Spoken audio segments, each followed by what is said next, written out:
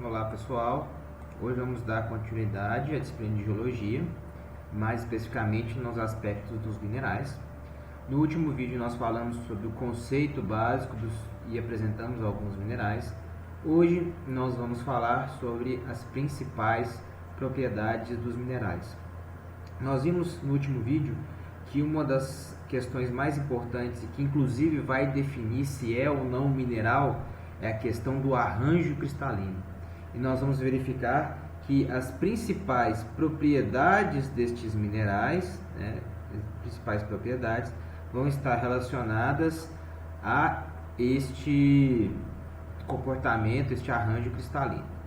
Então, como eu disse, estas propriedades dos minerais vão ser importantes em um primeiro momento para a sua identificação, para a sua classificação, e isso é totalmente relacionado, ou principalmente está relacionado à sua estrutura cristalina, ok?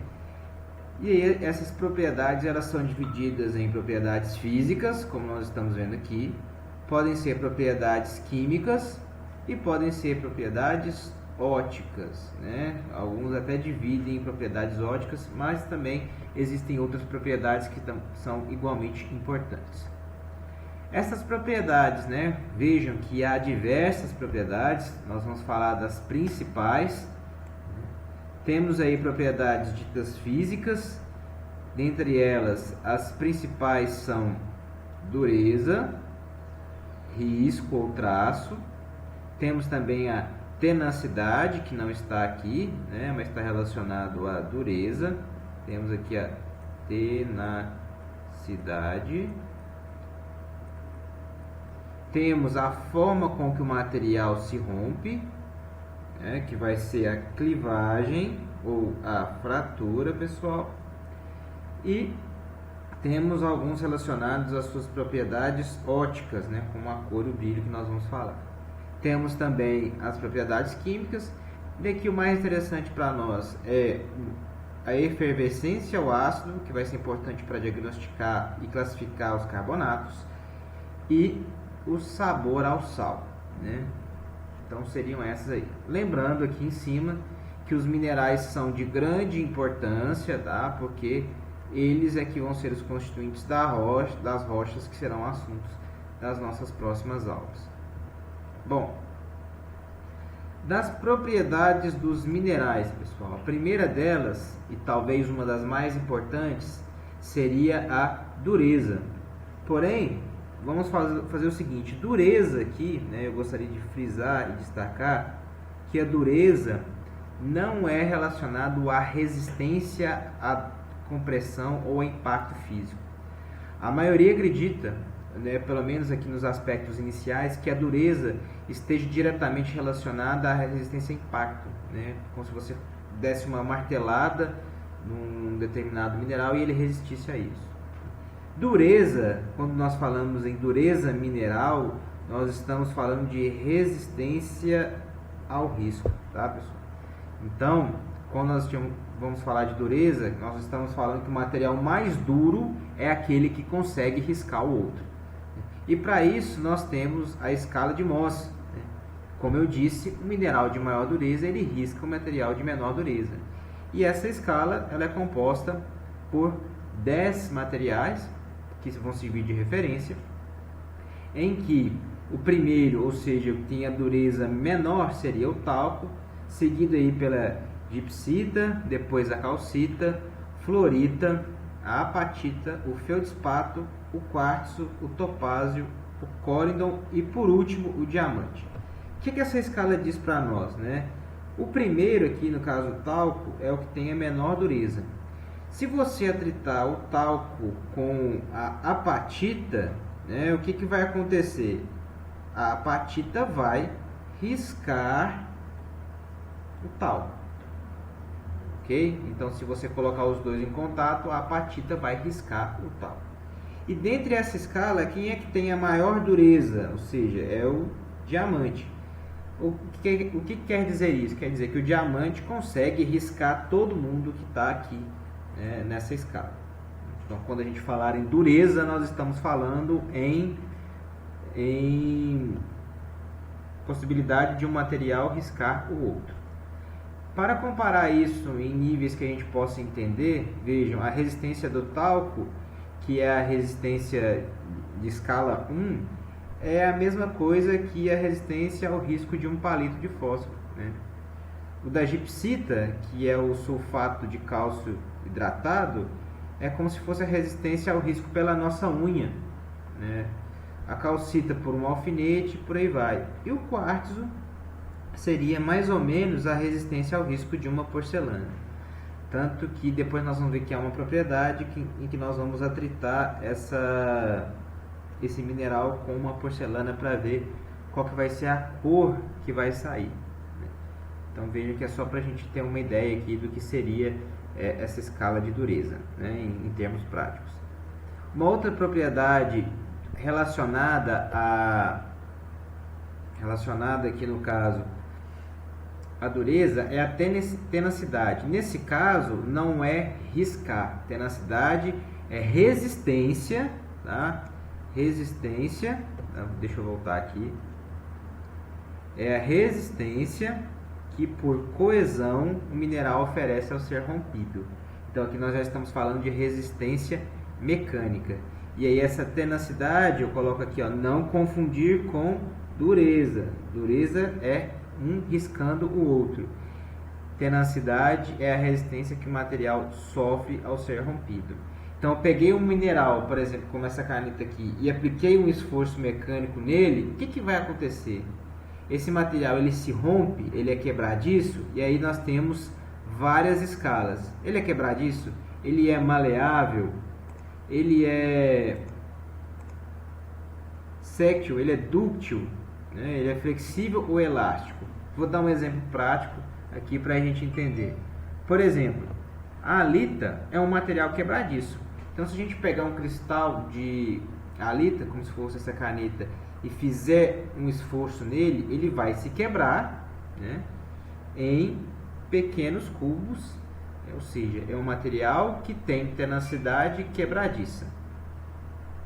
Quando a gente pega, por exemplo, a mica branca, que é a muscovita, né, vou pegar um pedaço de papel para ilustrar isso, a gente consegue ver, né, que a estrutura da muscovita é como se fossem pequenas lâminas de papel.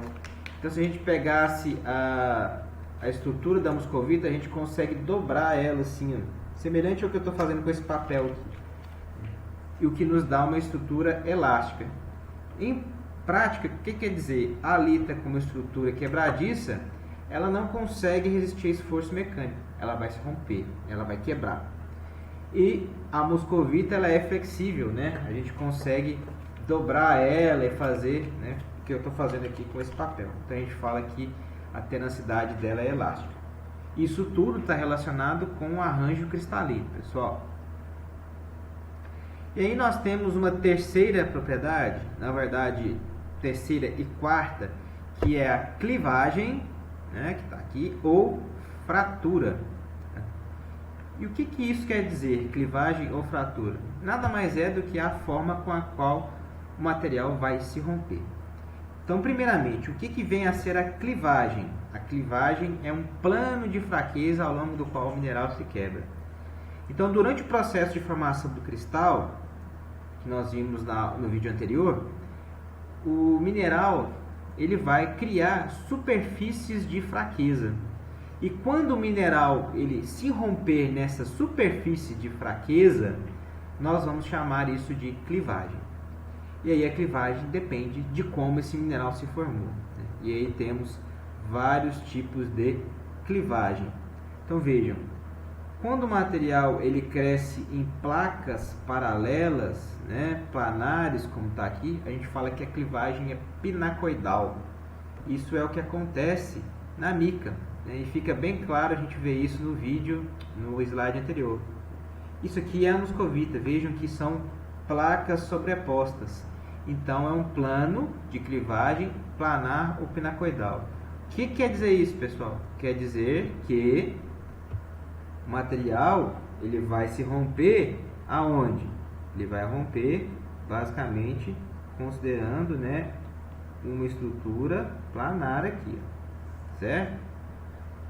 Mas também há outros tipos de ruptura, né? A gente colocou aqui a moscovita, né, que ficou faltando colocar a fórmula química dela. Mas existem planos de ruptura diferenciado. Por exemplo, se o mineral, ao invés de romper em uma dimensão, em duas dimensões, ele se romper em 3 e 4, ele vai variando, né, colocando aí rupturas como sendo prismáticas, cúbicas, romboédricas e por aí vai. Então, os planos de ruptura vão determinar aqui, né, como que vai ser a clivagem do material. Outro exemplo aqui seria a galena, né, que é um sulfeto de chumbo. Vejam que a galena se rompe em formato cúbico. Então, a clivagem da galena, ela é a letra C, cúbica aqui. Isso aí é bem interessante do ponto de vista da estrutura e das obras de engenharia. Vejam só, se o material tem uma clivagem, né, um plano de fraqueza bem definido, o que acontece, por exemplo, né, se a face de clivagem é essa aqui, se o carregamento for aqui nesse ponto onde há essa superfície de clivagem? Ele vai romper aqui, né? Por exemplo, se for um material com estrutura prismática. Se o carregamento for aqui, é diferente do carregamento ser aqui, né? Vejam só. Onde que o material vai se romper mais fácil? Se o carregamento aqui ele é em direção à face de clivagem, ou seja, o que nós estamos falando? Que esse aqui é um plano de fragilidade desse mineral. Então, se o carregamento for ali, provavelmente a ruptura será mais fácil. Então, vejam a importância da gente conhecer a clivagem. Recapitulando, na moscovita, uma clivagem planar e na galena, uma clivagem cúbica, né? São planos de ruptura naturais do material devido ao seu processo de crescimento do processo de crescimento do cristal, perdão. E além disso, né, junto com a clivagem, nós temos a fratura. Quando o material não tem uma superfície ou um plano específico de ruptura, ele se quebra em fraturas, né? Ou seja, quebra em qualquer direção que não seja de sua clivagem. Como ele não tem plano de fraqueza, ele vai se romper em direções que não dependem de um plano de fraqueza. Dentre esses tipos de fratura, as mais comuns são as fraturas em estilo de concha. Vejam que na obsidiana nós temos uma fratura aqui, ó, que é semelhante a uma cunha, né, uma concha, né? Nós chamamos isso de fratura conchoidal. Então isso acontece na obsidiana e aqui vejam, né, acontece também no quartzo, né, uma fratura dita conchoidal. Você não consegue delimitar um plano específico de ruptura, né? Veja que aqui também tem uma concha, né, bem definida. Você não consegue determinar qual que é a direção deste plano aqui, tá? Deixa eu apagar, acabei rabiscando. E uma outra forma, né, existem vários outros tipos de fratura, é uma fratura fibrosa, né? Esse aqui é o asbesto, e vejam que ele vai se romper em fibras semelhante a pelos, né? Então isso aqui a gente chama de fratura fibrosa. A título de curiosidade, o asbesto é o mineral que dá origem ao amianto, tá, pessoal? Outra propriedade também que está relacionado à característica, né, ou ao arranjo cristalino é o que a gente chama de traço ou de risco, que nada mais é do que a propriedade em que o mineral tem, né, de deixar um risco quando atritado numa superfície de porcelana. Então, ele vai praticamente ser o que? Desgastado quando você riscar, né, uma superfície de porcelana. E na verdade aqui o risco não é o efeito, né, a ação de atritar, e sim o desenho que vai ficar na placa. Vejam só, aqui, ó, depois eu comento essa observação. Vejam, o risco é o desenho que fica na porcelana. Aqui nós temos duas hematitas diferentes e vejam que o risco que elas deixaram na porcelana são diferentes. O traço ou o risco é este desenho, tá? Não é o ato de riscar um material na porcelana. Então vejam que aqui, né, essa hematita deixou um risco mais com tom metálico, e essa hematita provavelmente mais temperizada deixou esse risco mais avermelhado. E aí uma observação, pessoal: para que ocorra o traço, o mineral ele tem que ter uma dureza inferior à porcelana. Por quê? Nesse caso, quem está riscando quem? Na verdade, o mineral, como ele tem a dureza menor que a porcelana, ele fica na porcelana. Em teoria, a porcelana está riscando o mineral. Ah, professor, e se o material for mais duro que a porcelana? Aí, quem vai ficar com risco vai ser a porcelana. Então, a porcelana é que vai deixar o seu traço no mineral. E aí a gente diz que quando isso acontece, o traço é incolor. O mineral ele é maior, ele tem maior dureza que a porcelana. Uma outra questão que é interessante, pessoal, é que a cor do mineral não está relacionada ao seu traço, tá? Então, por exemplo, se a gente pegar aqui a azurita, vejam que é um material escuro que tem o traço azul, né? Por isso que ela leva esse nome, inclusive. Então, a cor do material não necessariamente está relacionada com a cor de seu traço, ou com o seu traço propriamente dito. Então, aqui nós falamos das principais propriedades físicas dos minerais.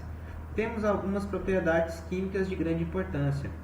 Para nós aqui, uma das mais importantes vai ser a interação com o ácido, principalmente para identificar os carbonatos, né, que a gente deixa aqui.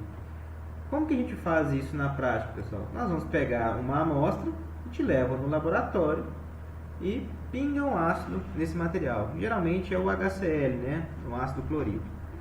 E aí há umas diferenciações, né? Ele inclusive consegue distinguir para a gente qual que é o tipo de carbonato.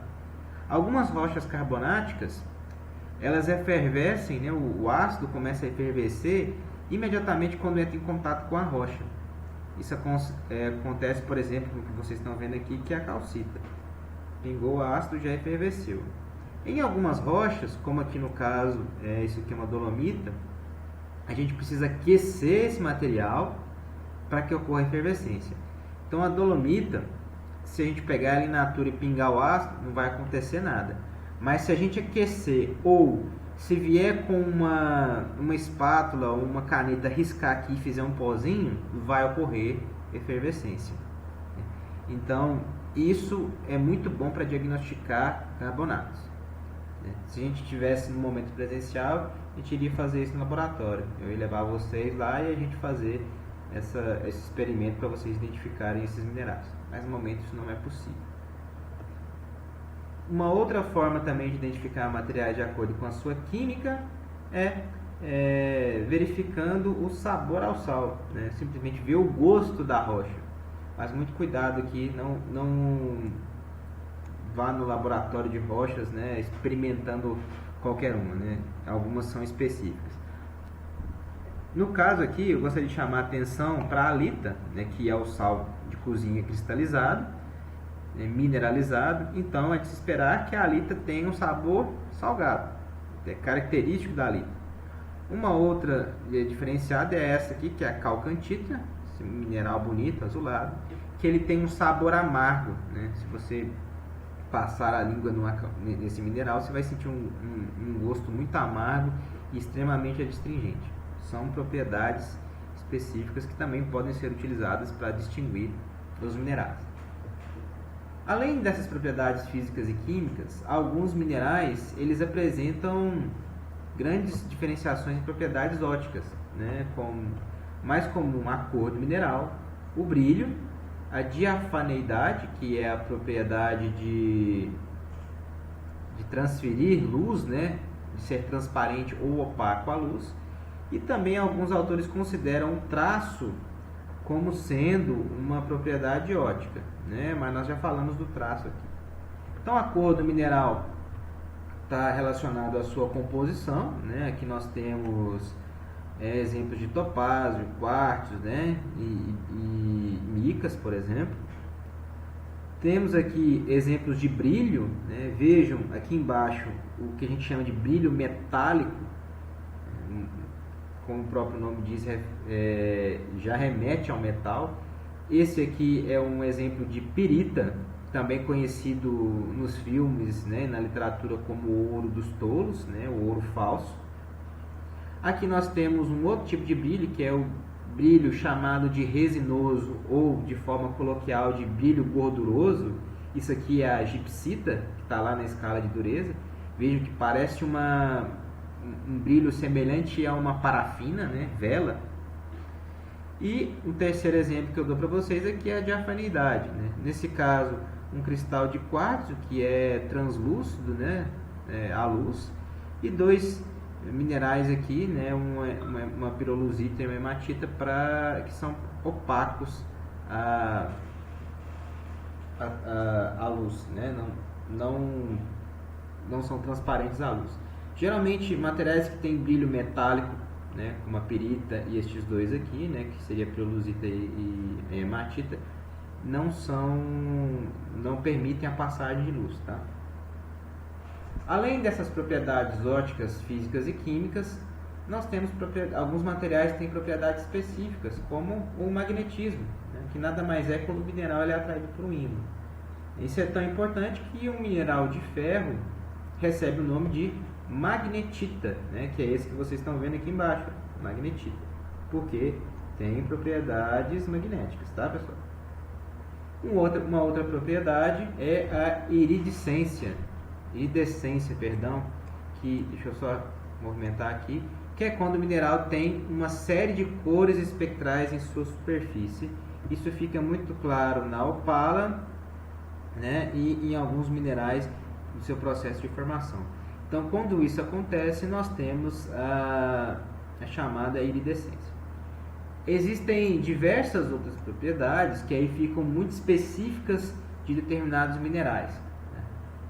Mas a ideia aqui é mostrar para vocês, né, as principais propriedades.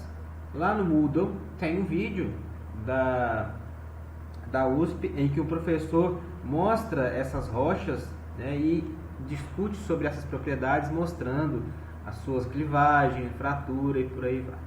Além disso, lá no Moodle tem um pequeno manual com alguns minerais, né, as suas fórmulas químicas, as suas propriedades, de acordo com o que nós vimos nessa aula. Agradeço a você por ter assistido essa aula até o fim e fique ligado aí nos próximos vídeos e nos próximos conteúdos da disciplina.